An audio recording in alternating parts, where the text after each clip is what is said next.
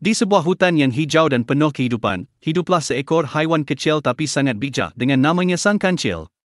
Sang Kancil terkenal di seluruh rimba kerana kepintarannya. Walaupun kecil, akalnya sangat tajam. Pada suatu hari, Sang Kancil ingin menyeberangi sebuah sungai yang penuh dengan buaya lapar. Dia tidak tahu berenang dan dia tahu kalau dia tersilap langkah, dia akan jadi makanan malam buaya. Tetapi Sang Kancil ada idea genius. Sang Kancil menghampiri buaya pertama dan berkata dengan suara lantang, "Aku diperintahkan oleh Raja Rimba untuk mengira semua buaya di sungai ini. Tolong berbaris semua."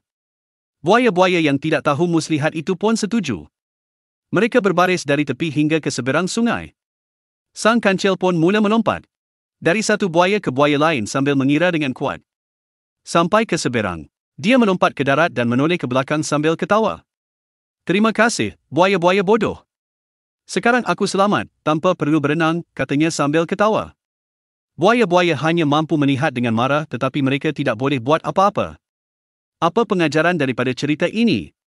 Yang pertama adalah kepintaran dan kebijaksanaan sering kali lebih kuat daripada otot dan gigi tajam.